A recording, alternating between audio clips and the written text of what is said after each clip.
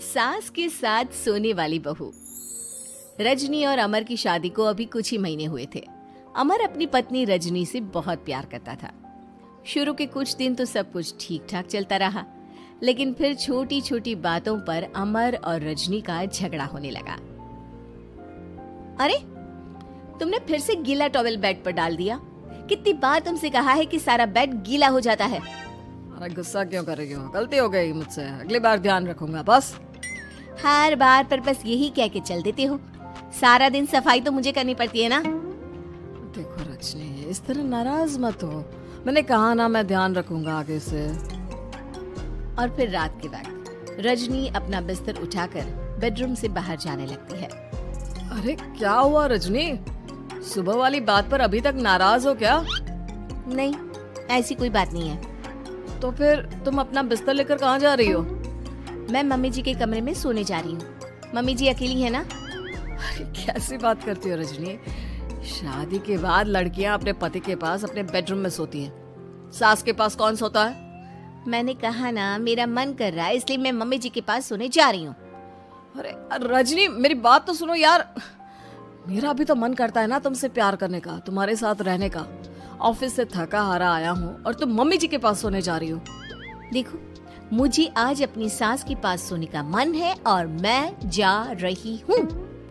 इतना कहकर रजनी अपनी सास के साथ सोने के लिए उनके कमरे में चली जाती है। रजनी बेटा, तुम यहाँ? मम्मी जी, क्या मैं आपके पास सो सकती हूँ? हाँ हाँ बेटा, क्यों नहीं क्यों नहीं, बिल्कुल सो सकती हो। लेकिन सब ठीक तो है ना? अमर के साथ झगड़ा हुआ है क्या? नहीं नहीं मम्मी जी, मैं रोज रोज इनके साथ उस कमरे में सोकर बोर हो चुकी हूँ। थोड़ा सा चेंज हो जाएगा इसलिए आपके पास सो जाती हूँ। आपको कोई ऐतराज हो तो बता दीजिए। अरे नहीं नहीं बेटा, ऐसी कोई बात नहीं, सो जा। और फिर अगले दिन। अमर बेटा, तुम्हारा रजनी के साथ कोई झगड़ा हुआ है क्या? नहीं तो मम्मी, ऐसे तो कोई बात नहीं है। क्यों, क्या हुआ? अरे वो कल रात मेरे कमरे में सोने आ गई थी तो मुझे लगा सब ठीक तो है ना बेटा? नहीं मम्मी जी, वो ऐसी बस उसका मन किया होगा। कह रही थी कि मम्मी अकेली है इसलिए आपकी चिंता हो रही थी। पर अगली रात को फिर से रजनी अपना बिस्तर उठाकर सास के कमरे में पहुंच जाती है। रजनी बेटा, आज फिर से मेरे पास सोने आ गई।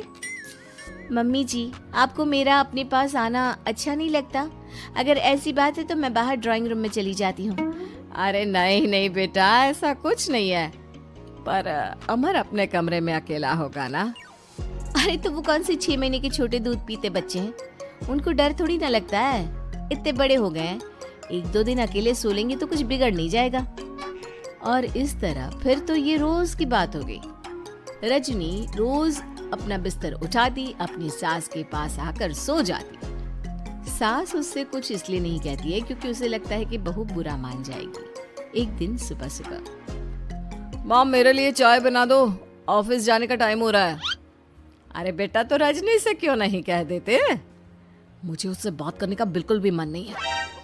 अरे आखिर क्या बात है बेटा, तुम इतने उदास क्यों लग रहे हो? देखो ना माँ, आजकल रजनी का बिहेवियर मुझे कुछ समझ में नहीं आ रहा। रोज रात को आपके पास आकर सो जाती है। अगर उसे मेरी परवाह नहीं तो मुझे भी कोई फर्क नहीं पड़ता। अमर गुस्से में ही घर से ऑफिस चला जाता है। ये देखकर सास बहुत दुखी हो जाती है। और फिर अगले दिन, मम्मी जी, मैं आ गई आपके पास सोने। हाँ बहू, सो जाओ।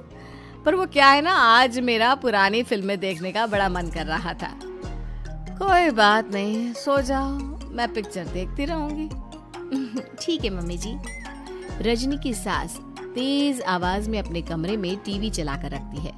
इसकी वजह से रजनी को नींद नहीं आती, लेकिन वो पूरी रात करवट बदल बदल कर सोने की कोशिश करती रहती है। सास को लगता है कि अब रजनी उसके कमरे में सोने नहीं आएगी, लेकिन अगली रात फिर रजनी उसके कमरे में सोने के लिए पहुंच जाती है। मम्मी जी, मैं आ गई। अरे बेटा, मुझे लगा कि कल तुम ठीक से सो नहीं पाई थी। जाओ अपने कमरे में आराम से सो जाओ ना बेटा। अरे नहीं मम्मी जी, कोई प्रॉब्लम नहीं है। इतना कहकर रजनी फिर से अपनी सास के कमरे में सो जाती है। आधे घंटे बाद, बेटा जरा मेरे पैरों पर तेल तो लगा दे। ठीक है मम्मी जी। रजनी अपनी सास के पैरों पर तेल लगाकर जैसे ही सोने लगती है, आधे घंटे बाद फिर से। बहू, मेरे सर में बहुत दर्द हो रहा है, जरा मेरा सर तो दबा दे। ठीक है मम्मी जी, दबा देती हूँ। बहुत जोर से नींद आ रही है। अपनी सास का सर दबाकर रजनी फिर से सोने की कोशिश करती है, पर आधे घंटे बाद फिर से। अरे बहू, बड़ी जोर से प्यास लगी है बेटा, जरा किचन से पानी तो लेकर आ। अरे मम्मी जी, जैसे ही नींद आने लगती है कुछ मांग लेती है। रजनी चुपचाप जाकर किचन से पानी लेकर आती है। इस तरह रजनी की सास पूरी रात हर आधे आधे घंटे पर उसे किसी न किसी बहाने से जगाती रहती है। रजनी परेशान हो जाती है। सास को लगता है कि इस बार वो उसके कमरे में सोने के लिए बिल्कुल नहीं आएगी, लेकिन अगली रात फिर से रजनी वहां पहुंच जाती है। मम्मी जी, आज मैंने आपकी दवाई, पानी सब कुछ लाकर रख दिया है।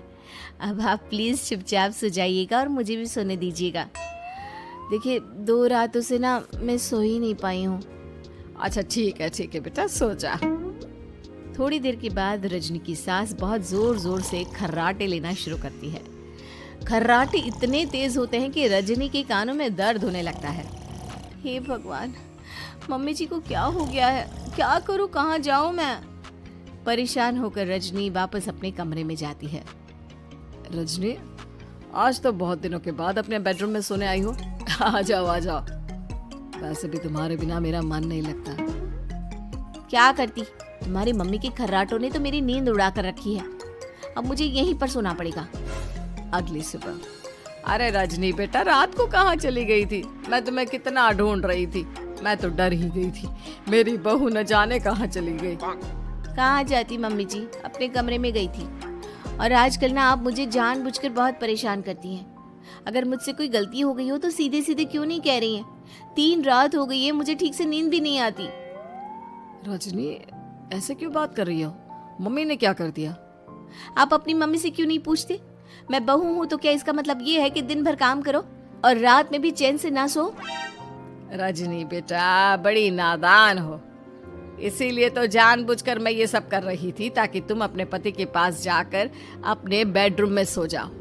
शादी को सिर्फ 6 महीने हुए हैं और तुमने मेरे कमरे में आकर सोना शुरू कर दिया। यह तुम्हारी शादीशुदा जिंदगी के लिए अच्छी बात थोड़ी ना है बेटा। मम्मी, तो क्या आपने जानबूझकर ये सब किया था रजनी को समझाने के लिए? अरे तो और क्या करती? दुनिया की पहली बहू है ये, जो पति को छोड़कर सास के साथ सोने चली थी। इसीलिए मुझे इसके लिए थोड़ा बुरा बनना पड़ा।